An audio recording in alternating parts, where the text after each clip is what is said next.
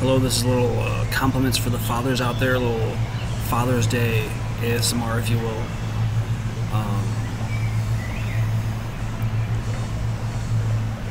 Not to be too crass, but putting the seed in the soil, creating life where there was none.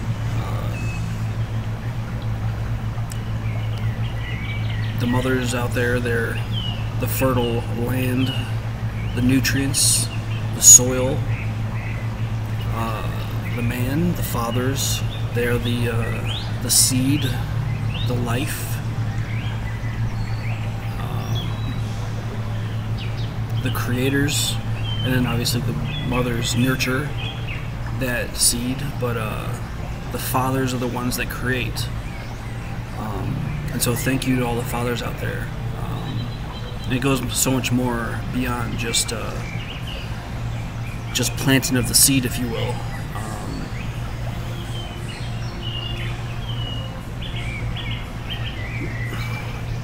You could call it gender roles, whatever you want to call it. Historically, the first male animal was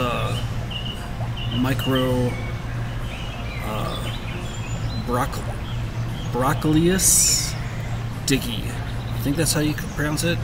And that was 385 million years ago, the first animal that had penetrative sex, and the first animal fathers, you could say. Those little fish things. And since then, obviously there was perhaps not obviously, there was sex between just single-cell organisms for about 1 billion years before that. Over 1 billion years ago. Over 1 billion years before that. But the first animals was this, and that lineage of fatherhood has been there in all animals since then, providing the seed of life.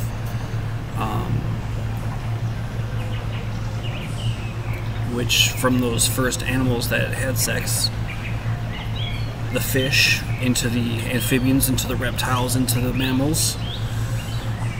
During the dinosaur times, we were something like little mice-ish things. And then from there, we became the primates. Our cousins, the monkeys and the gorillas and all the orangutans. And then from the primates, we became Homo erectus, and then all the way till modern day Homo sapiens. It's just been a long lineage of fathers, and fathers who have planted every human you see today came from the seed that was planted by a father.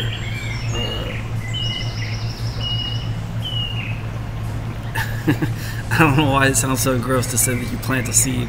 I mean, literally all life comes from, or all animal life comes from, besides bacteria, which are asexual, they just split into two,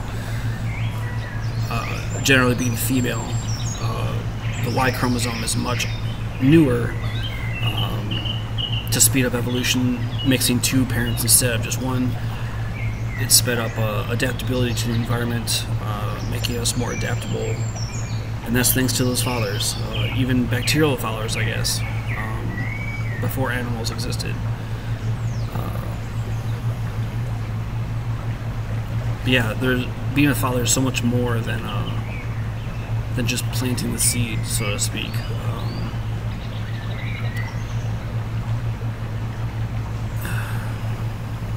I mean, you could talk about, like, being selected as a mate. That's part of it, but that's before the seed, obviously. And then afterwards, depending on what species you are, I mean, the humans, obviously, we prefer to keep fathers around. So they can go get food and protect the nest, so to speak.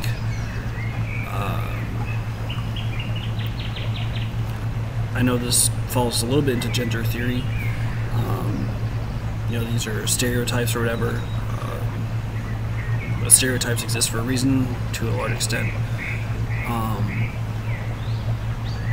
Human males are larger on average. than the females, which makes them better for hunting and protecting. Gender rollers are not. Women have a higher EQ. That's a positive stereotype, if any kind of stereotype, because they would have been more domesticated, living at home, picking berries, gathering, right, tending to the children, whereas the men would be out hunting and protecting, sort of like a male lion, I guess, walking the territories, and then coming home occasionally.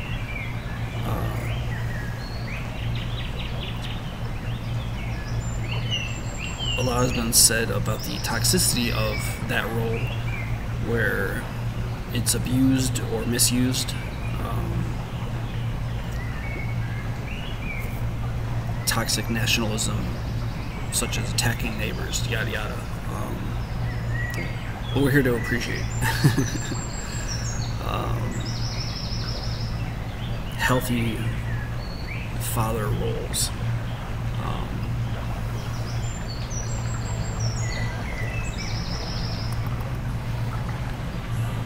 Perhaps it's just an overvigilance in those cases where one cares so deeply about being a father that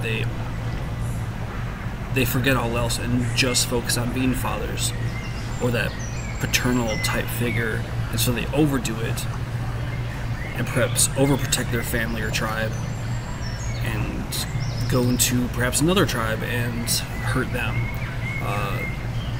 perhaps because they love their family, their kin, their offspring, their mates so much, which is good intentioned, which could be more aligned with their intention.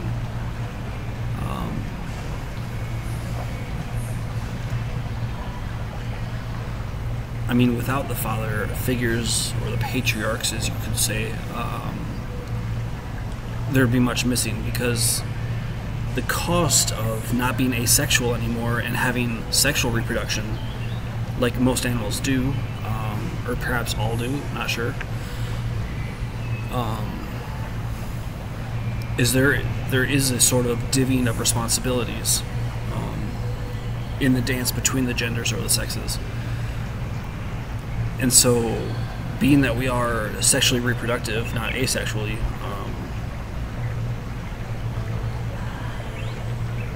the father role is like half of the yin-yang of what a whole being or unit would look like if it had never gone the sexual reproduction way.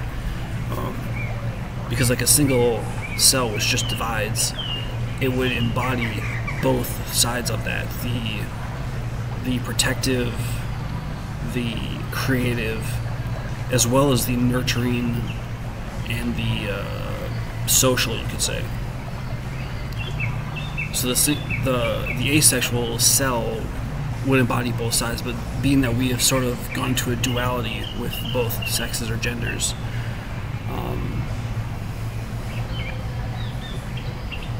the father side is half the equation. It is hugely important. Without it, there's the soil and no seed. There's no life. Plus all the other roles that are generally assigned to it, such as protecting, such as providing, such as the hunting, the form and the structure side of things, rather than the nurturing and loving side, which would be the more motherly side, feminine.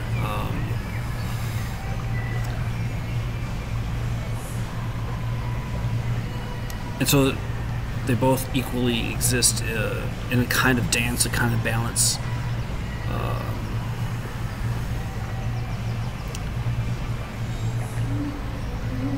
And again, you can't have all the love and the nurture without the structure and the protection and the safety.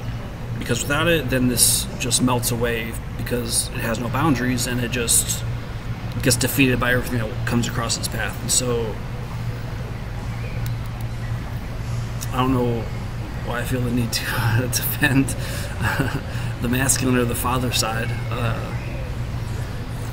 but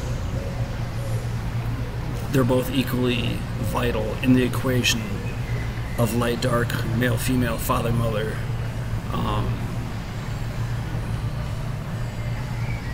Yeah, the creating of life, the nurturing of life.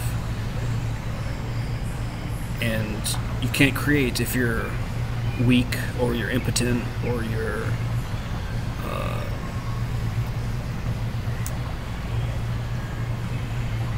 frail, I guess. You just blow like dry leaves in the wind. They both work together. One is the rock and one is the ocean that sits inside of the rock container, which is like the ocean bed, you could say. You can't have the life of the ocean without the sturdy rock around it.